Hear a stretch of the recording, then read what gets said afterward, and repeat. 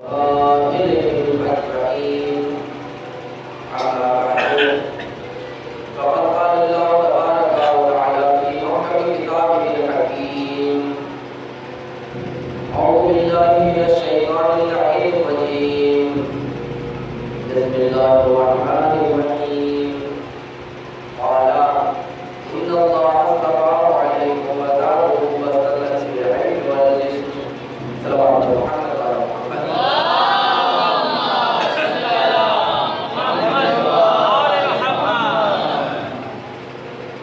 سورہ بقرہ میں خدا تعالی ارشاد فرماتا ہے نبی کے قول قرآن کرتے ہوئے کہ وقت کی نبی نے اپنی مطالعوں سے کہا کہ آدمی کو خدا عالم نے مقرر کیا ہے اور اس کو منتخب دو صفتوں کی بنیاد پر کیا ہے. پہلی صفت ہے کہ اس کے اندر سب سے زیادہ علم بھی ہے اور دوسری صفت ہے کہ سب سے زیادہ شجاع ہوتا ہے. صلوات محمد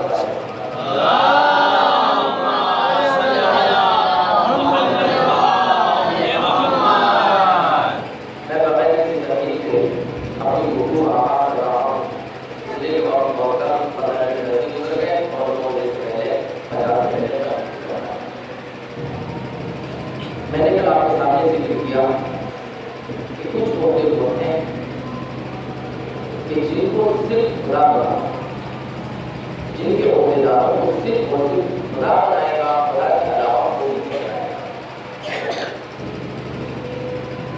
ان میں ایک عہدہ عہدے خلافت ہے، خلیفہ صرف برا بنائے گا. دوسرا عہدہ عہدے امامت ہے، امام صرف برا بنائے گا. ایک عہدہ حکومت ہے، حاکم صرف اور صرف خدا بنائے گا، خدا کے سوا کوئی نہیں.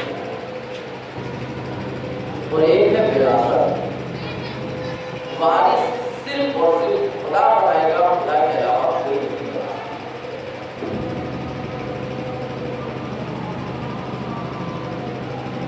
ہمارا موضوع گفتگو حاکم اسلامی کی خصوصیات قرآن اور اہل بیت کی خصوصیات.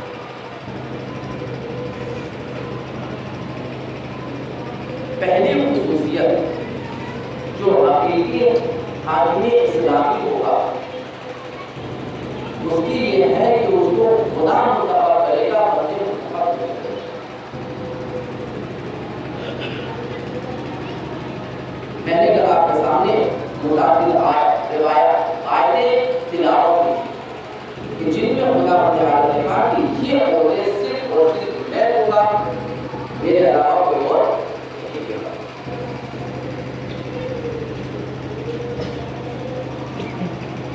دوسری صفت آج بہت ہی مختصر سبق ہے لیکن بہت ہی صفت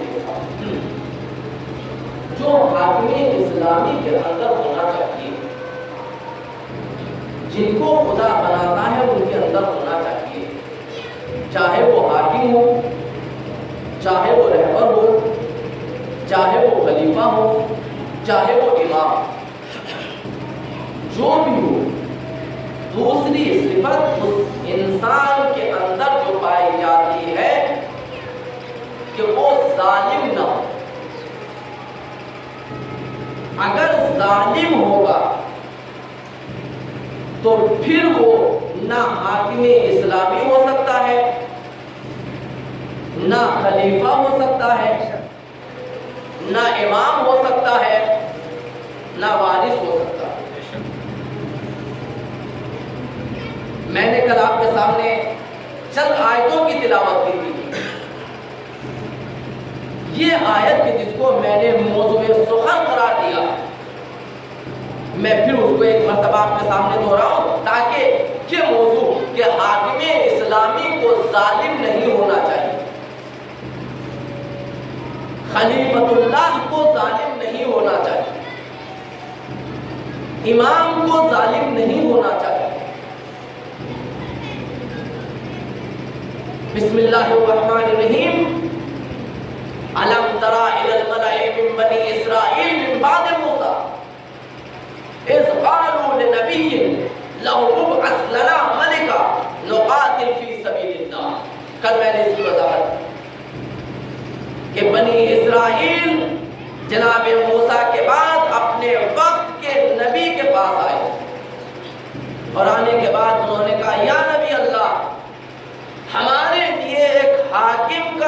انتخاب کر دیجیے، ایک حاکم بنا دیجیے ہمارے درمیان سے۔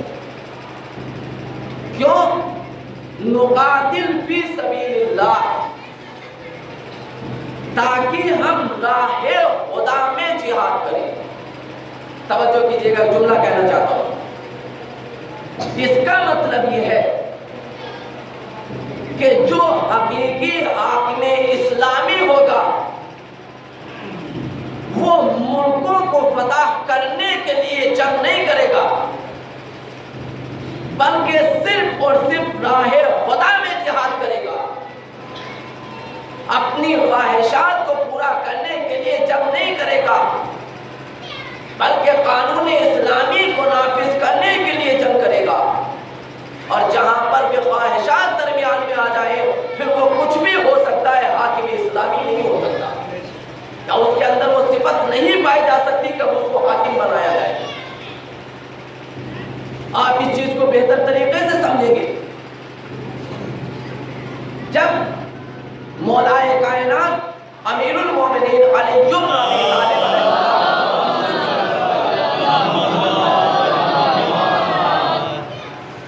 کو پیغمبر اکرم حضرت محمد مصطفیٰ صلی اللہ علیہ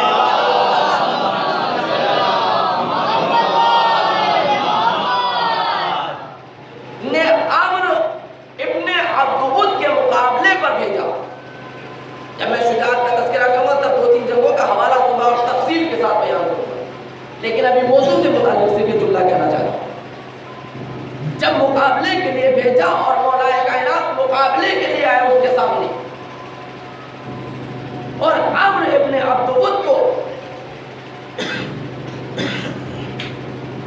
زمین پر گرا دیا، وہ چت ہو گیا، بالکل مجبور۔ اب میرا مولا چاہتا ہے کہ دشمن اسلام کہ جس کو خود پیغمبر اسلام نے کہا ہے کہ یہ کتا ہے، اللہ کتنا خبیث ہوگا وہ انسان کہ جس پیغمبر نے کبھی اپنے دشمن کو بھی کچھ نہیں کہا، انہوں نے بھی اس شخص کو کتا کہہ کر خطاب کیا ہے۔ اب اس کی علماء اسلام نے بہت سی توجہ کی کہ اس کی ایک وجہ یہ ہے کیونکہ آج تک جتنے بھی دشمن تھے انہوں نے اس طریقے سے پیغمبر کی گستاخی نہیں کی تھی جس طریقے سے اس نے کی۔ کہ وہ گستاخی کیا تھی؟ کہ جب یہ خندق کو پار کر کے پیغمبر کے خیمے کے سامنے آیا تھا تو اس نے نیزہ گاڑ کر پیغمبر کو چیلنج کیا تھا کہ اگر تمہارا کوئی لشکری نہیں آ سکتا تو خود میرے مقابلے پر آ جاؤ۔ کہ چونکہ پیغمبر کے خیمے پر، پیغمبر کے خیمے کے سامنے آ کر پیغمبر کو للکار رہا تھا، تو جو بھی پیغمبر یا ہادی اور رہبر کے دروازے پر آ کر وقت کے رہبر کو للکارے وہ نبی کی زبان میں کتا ہوا کرتا ہے، کوئی اور نہیں ہوا کرتا۔ کہ کتا ہے وہ جو نبی کی زبان میں۔ اب بتائیے جس کو نبی نے یہ کہہ دیا ہو اور اس نے اتنی گستاخی کی ہے، خندق پار کر کے پوری داستان انشاءاللہ پھر کبھی وقت ملے گا تب میں آپ کے سامنے۔ ایسا انسان جب مولائے کائنات اس کے سینے پر سوار ہوئے تب بتائیے فوراً اس کا گلا کاٹ دینا چاہیے تھا کہ نہیں کاٹ دینا چاہیے؟ لیکن جیسے ہی میرا مولا چاہتا تھا کہ اس کے سر کو تن سے جدا کرے، فوراً اس نے مولا کے منہ پر صلوات پر محمد والے محمد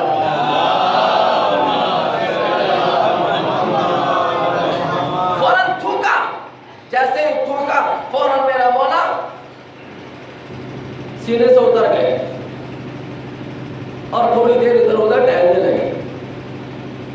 جیسے ہی ان لوگوں نے کہ جو ابھی تھوڑی دیر تک عمرو ابن عبد کے قصیدے پڑھ رہے تھے، اس کی بہادری کے قصیدے پڑھ رہے تھے، وہ سارے کے سارے بھاگے ہوئے پیغمبر کی خدمت میں آئے۔ جا رسول اللہ غضب ہو گیا، دیکھیے علی نے کیا کر دیا۔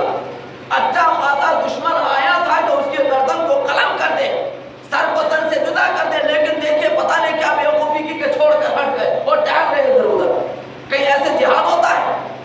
کہا بھائی اس کے بارے میں کیا بتاؤں، جب علی آئیں گے تو خود ہی پوچھ لینا۔ اور پھر تھوڑی دیر کے بعد پھر میرا مولا سوار ہوا، تب اس کے سر کو تن سے جدا کیا۔ اب جب آئے اور وہ پوری تاریخ جب آئے تو پیغمبر نے کہا علی ان لوگوں کو تم سے کچھ پوچھنا ہے. کہا کیا پوچھنا ہے؟ کہا علی ہم کو یہ بتاؤ جب تم دشمن کے اوپر حاوی ہو چکے تھے، قابض ہو چکے تھے، تو پھر تم اس کے سینے سے کیوں اتر گئے؟ اس کا سر قلم کیوں نہیں کیا؟ تو ایک مرتبہ میرے مولا نے کہا جب میں اس کا سر قلم کرنا چاہتا تھا اس نے میری طرف تھوکا. جیسے اس نے میری طرف تھوکا فوراً اس کو غصہ آ گیا. کا غصہ اپنے نفس کے لیے آیا تھا. اگر اس غصے کے عالم میں اس کا سر قلم کر دیتا تو میری خواہشات سامنے آ جاتی. لہذا خواہشات کو ختم کرنے کے لیے کہ صرف مرضی پروردگار کے لیے تلوار اٹھے، اپنے نفس کے لیے تلوار نہ اٹھے، میں اس کے سینے سے اتر گیا تھا. تو اب تو معلوم ہو گیا کہ جو اپنے خواہشات کے لیے دشمن کا گلا نہ کاٹے بلکہ مرضی پروردگار کے لیے تلوار چلائے وہی حاکم اسلامی ہو سکتا ہے، اس کے سوا کوئی نہیں ہو سکتا. صلوات پر محمد.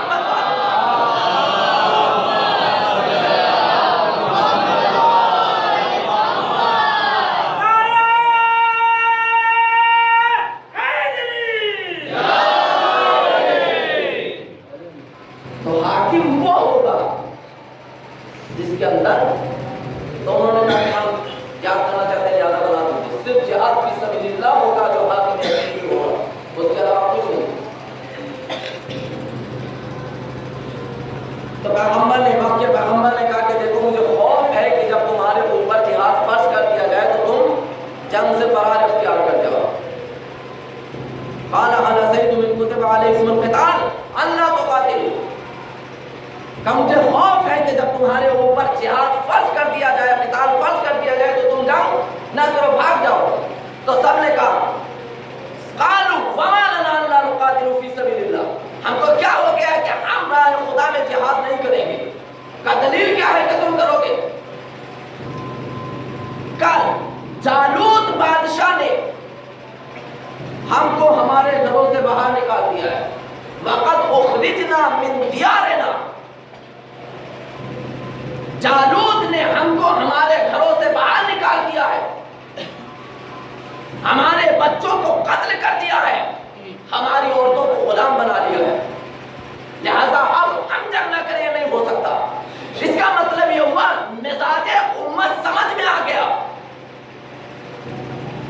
حاکم اسلامی اور مزاج امت میں ایک فرق ہے. جو حقیقی اسلام کا حاکم ہوگا، نبی کا جانشین ہوگا، وہ مرضی پروردگار کے لیے تلوار اٹھائے گا. اور جو امتی ہوگا وہ اپنے بچوں پر کیے ہوئے ظلم کا بدلہ لینے کے لیے تلوار اٹھائے گا، اپنے گھر سے بے گھر ہو جانے کے لیے تلوار اٹھائے گا، اپنی عورتوں کے غلام بن جانے کے لیے تلوار اٹھائے گا. کہ دونوں کے مزاج کو پہچان لینا. جو اپنی خواہشات کے لیے تلوار اٹھائے وہ کبھی بھی میدان جہاد میں ثابت قدم نہیں رہے گا. لہذا قرآن مجید نے ان کی پوری تاریخ لکھی کہ فلما كتب عليهم القتال تولوا الا قليلا منهم. جیسے ان کے اوپر جہاد فرض ہوا سارے کے سارے بھاگ گئے. صرف اور صرف بہت کم لوگ تھے کہ جنہوں نے جالوت سے جنگ کی. اس کے بعد خداوند عالم نے ارشاد فرمایا واللہ علیم بالظالمین.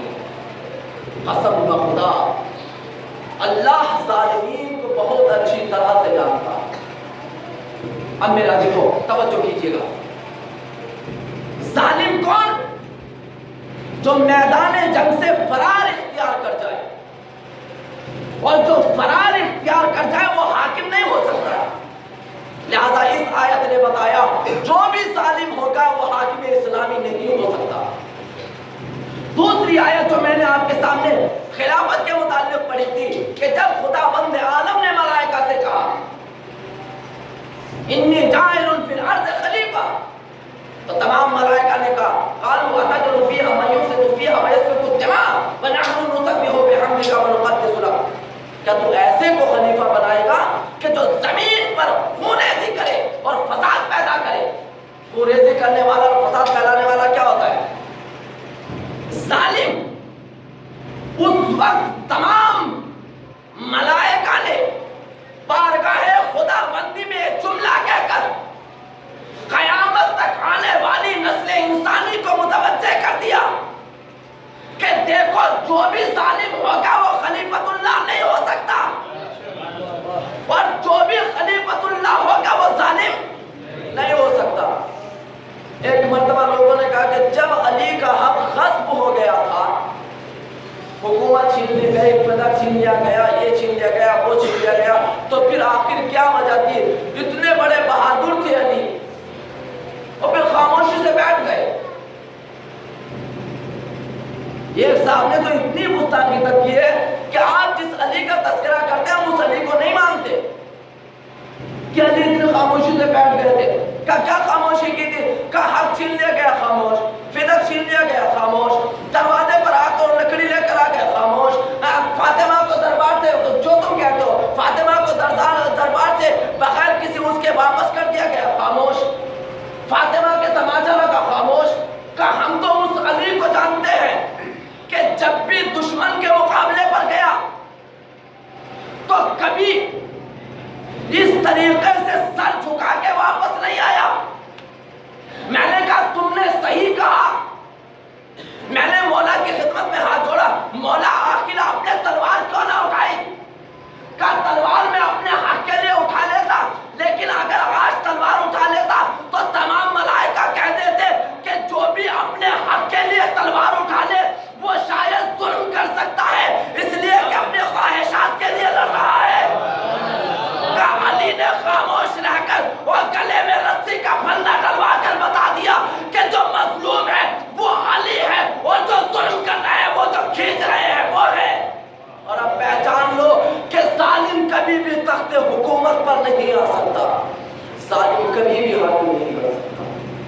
تو فرشتوں نے ایک جملہ کہہ کر بتا دیا کہ دیکھو جو ظالم ہوگا وہ کبھی بھی، جناب ابراہیم کو جب امامت ملی تو کیا کہا کہ جب ہم نے ابراہیم کا امتحان لے لیا اور اس کے بعد ابراہیم اپنے امتحان میں کامیاب ہو گئے، تو اس کے بعد خداوند عالم نے اعلان کیا انی جاعلک للناس اماما، ہم نے تم کو لوگوں کا امام بنایا۔ قال ومن ذریتی، پروردگار جب تو نے مجھ کو عہدہ دیا ہے تو کیا میری ذریت کو نہیں دے گا؟ قال لا ینال عہد الظالمین، ہم یہ عہدہ دیں گے تمہاری ذریت میں، لیکن جو ظالم ہوگا اس کو نہیں ملے گا۔ میرا عزیزو، حاکم خدا بنائے گا، اگر ظالم ہو تو حاکم نہیں ہو سکتا۔ خلیفہ خدا بنائے گا، اگر ظالم ہو تو خلیفہ نہیں ہو سکتا۔ امام خدا بنائے گا، اگر ظالم ہو تو امام نہیں ہو سکتا۔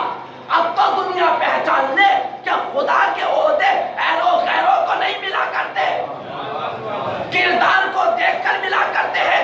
جو صاحب کردار ہوگا چاہے وہ تخت حکومت پر آئے یا نہ آئے لیکن حاکم رہے گا۔ شاید یہی وجہ تھی کہ حکومت تو ہاتھ میں آ گئی، لیکن جب بھی کوئی مسئلہ آیا فوراً جاؤ در علی پر، ہم اس کو حل نہیں کر سکتے۔ بھائی کیوں آ رہے ہو؟ حاکم ہو تو خود ہی حل کرو۔ کہا نہیں، جو حقیقی حاکم ہوگا وہ کبھی ظالم کے سامنے سر نہیں جھکائے گا۔ میرے عزیزوں، میرے دوستوں، میرے بھائیوں، میرے بزرگوں، یاد رکھیے گا ظلم کوئی بھی مذہب وہ کبھی بھی ظلم کی دعوت نہیں دیتا۔ اگر کسی مذہب میں ایسی چیزیں مل جائیں تو یاد رکھنا وہ مذہب کا قانون نہیں ہے، بلکہ کچھ خواہشات کے اوپر عمل کرنے والے تھے جنہوں نے مذہب میں لا کر داخل کر دیا۔ تو مذہب کوئی بھی ظلم کی دعوت نہیں دیتا۔ اب میں تاریخ اسلام کو آپ کے سامنے پیش کرتے ہوئے چند جملے کہنا چاہتا ہوں۔ یہ چند جملے ہیں لیکن یاد رکھیے گا پوری تاریخ ہے اس کی۔ اسلام اپنی خواہشات کو حاصل کرنے کے لیے دوسروں کے گلے کاٹنے کا نام نہیں ہے،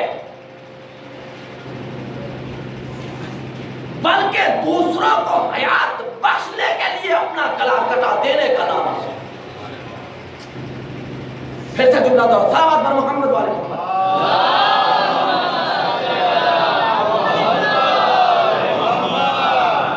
اسلام اپنی خواہشات کو حاصل کرنے کے لیے دوسروں کے گلے کاٹنے کا نام نہیں ہے، بلکہ دوسروں کو زندگی دینے کے لیے اپنے گلے کٹا دینے کا نام ہے۔ اسلام کی سب سے پہلی جنگ بدر، دوسری ہجری میں، یعنی جب پیغمبر اکرم 13 سال مکے میں رہ کر تبلیغ کر کے جب ان کو نہ رہنے دیا، ہجرت کر کے آ گئے، تو ہجرت کے دوسرے سال حکم جہاد آیا، اور اس کی وہ تفصیل میں انشاءاللہ آپ کے سامنے کہ دشمن نے اس سے کیا سمجھا ہے اور قرآن اس کے بارے میں کیا کہتا ہے۔ بہت فرق ہے دونوں، لیکن میرے عزیزو، قرآن مجید نے جو جنگ بدر کا سبب اور علت بیان کی کہ جنگ بدر وجود میں کیوں آئی ہے، اس کے متعلق خداوند عالم نے اعلان کیا کہ ہم نے اجازت دے دی ہے ان لوگوں کو کہ جن کے اوپر ظلم کیا گیا ہے، جن کے اوپر زبردستی جنگ کو لاد دیا گیا۔ تاریخ اسلام نے بتایا کہ جب نبی مدینے میں آ گئے اور اسلام تیزی کے ساتھ پھیلنے لگا تو مکے والوں سے برداشت نہ ہوا، مشرکین سے برداشت نہ ہوا، تو فوراً انہوں نے ابو سفیان کی کردگی میں ایک قافلہ تجارت کے لیے شام بھیجا۔ شبلی نعمانی نے اس کو اپنی تاریخ، اور تمام مفسر، تمام تاریخ دان مورخین نے اس کو لکھا۔ وہ قافلہ تجارت ایسا تھا کہ جس میں پوری کی پوری طاقت مشرکین نے لگا دی تھی تاکہ اس سے جنگ کے اسباب خریدے جائیں اور پھر مسلمانوں کو نیست و نابود کر دیا جائے اور مدینے والوں کو بھی ختم کر دیا جائے جنہوں نے پیغمبر کو پناہ دی۔ اور اس کے بعد وہ آ گیا، تو اس کے بعد پورے کے پورے حالات ابو جہل کی وجہ سے بگڑے، اور اس سے پہلے کہ وہ ابو سفیان کو قافلہ لے کر واپس آتا، ابو جہل کی بنیاد پر سارے کے سارے جنگ پہلے ہی رونما ہو گئے۔ تاریخ نے بتایا کہ مشرکین مکہ جب مکے سے چلے ہیں تو 1000 افراد جنگجو بہادر اپنے ساتھ لے کر چلے ہیں۔ کہاں؟ مدینے پر چڑھائی کرنے کے لیے، مدینے والوں کو اور مسلمانوں کو قتل کرنے کے لیے۔ جب وہاں پر جیسے پیغمبر کو پتا چلا کہ کفار یہاں پر ہمارے اوپر حملہ کرنے کے لیے آ رہے ہیں، تو میرے عزیزو اب میں آپ سے ایک سوال کرنا چاہتا ہوں، صلوات پر محمد والے محمد۔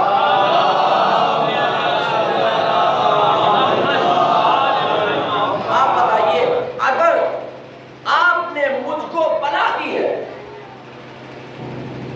اور میرے پناہ دینے کی بنیاد پر اگر آپ کی جان کو خطرہ ہونے لگے تو میرا کیا فرض بنتا ہے؟ میں نے آپ کو یا آپ نے مجھ کو پناہ دی، اور اس پناہ دینے کا نتیجہ یہ ہوا کہ جو میرے دشمن تھے وہ آپ کی جان کے دشمن ہو گئے۔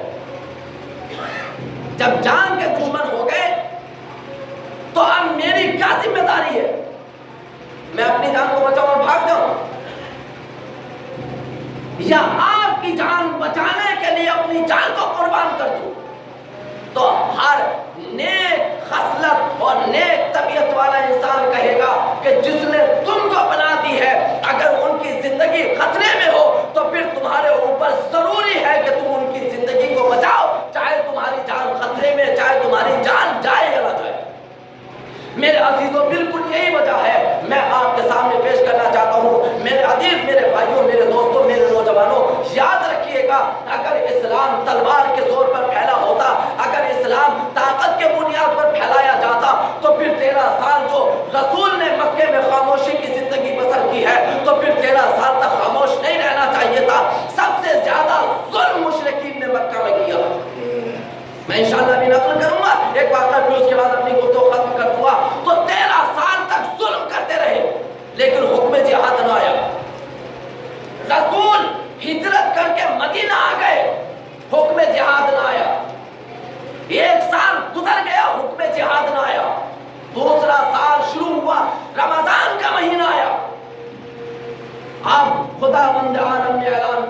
چونکہ اب ان کی جانوں کو خطرہ ہے کہ جنہوں نے تم کو پناہ دی تھی، لہذا حبیب اب تمہاری یہ ذمہ داری ہے، اب گھر میں نہ بیٹھے رہو، بلکہ چونکہ تمہارے اوپر احسان کرنے والوں کے اوپر جان کا خطرہ منڈا رہا ہے، اب ہماری طبیعت یہ گوارا نہیں کرتی کہ جو تم کو پناہ دے اب ان کی جان کو خطرے میں ڈالو، لہذا مدینے سے باہر نکلو۔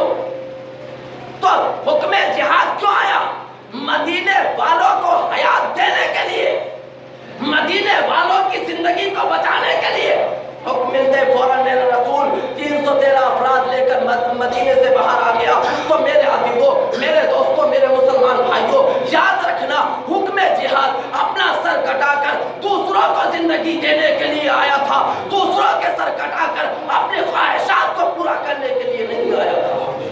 آج جو یہ جگہ جگہ پر جہاد کے نام پر قتل کیے جا رہے ہیں، جہاد کے نام پر خونریزی کی جا رہی ہے، جہاد کے نام پر ظلم و زیادتی کی جا رہی ہے، جہاد کے نام پر بچوں کو یتیم کیا جا رہا ہے، جہاد کے نام پر عورتوں کو بیوہ کیا جا رہا ہے، جہاد کے نام پر بستیوں کو اجاڑا جا رہا ہے، وہ کچھ بھی ہو سکتا ہے، جہاد فی سبیل اللہ نہیں ہو سکتا۔ اور ایسا کام کرنے والے کوئی بھی ہو سکتے ہیں، مجاہدین اسلام نہیں ہو سکتے۔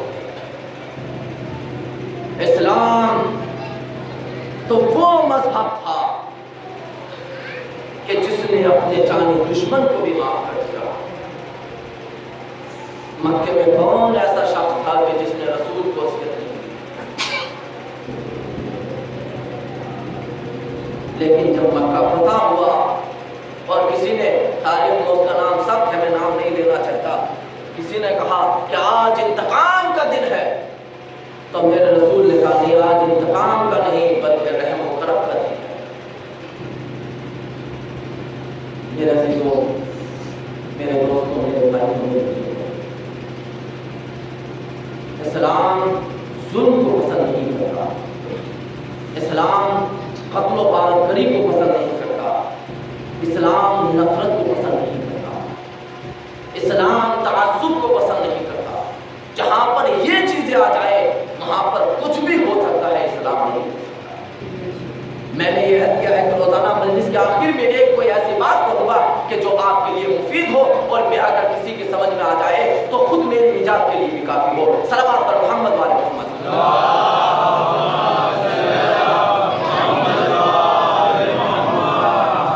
ہمارے درمیان خصوصاً جو نہیں ہونا چاہیے، یہ دوسرے سے نفرت بہت زیادہ ہو گئی۔ آپ چاہے کہیں کہ میں نہیں کرتا، آپ کچھ کہتے رہے لیکن ہے ضرور، جبکہ شیعت نام تھا صرف اور صرف محبت کا، شیعت نام ہے صرف اور صرف الفت کا۔ جیسے کسی نے کچھ کہا، ہم فوراً مولویوں کے لیے ایک مصیبت اور بھی ہوتی ہے، کبھی کبھی اگر کوئی ایسی باتیں پڑھنے لگے تو جس کے اندر وہ پڑھائے پائے وہ سوچتا ہے جیسے ہم ہی کو کہا۔ صلوات پر محمد والے محمد۔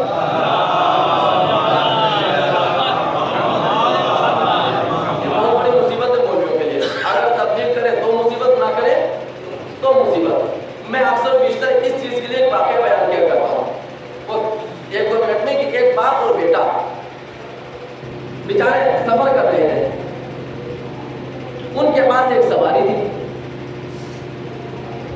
بیٹے نے باپ سے کہا کہ ابا جان آپ باپ ہے، میں بیٹا ہوں، ایسا ہے آپ سواری پر بیٹھ جائیے، میں اپنا سواری کو لے کر آگے چلتا ہوں، پیدل چلتا ہوں، آپ بیٹھیے۔ کہا بیٹا ٹھیک ہے، بیٹھ جاتا ہوں۔ باپ سواری پر بیٹھا، بیٹا لگام پکڑ کر گھوڑے کی آگے چل دیا۔ تھوڑی دور چلے تھے، کچھ لوگ ملے، کہا بھائی کہاں جا رہے ہو، کیا ارادہ ہے؟ کہا صاحب بڑا بستی جا رہے ہیں۔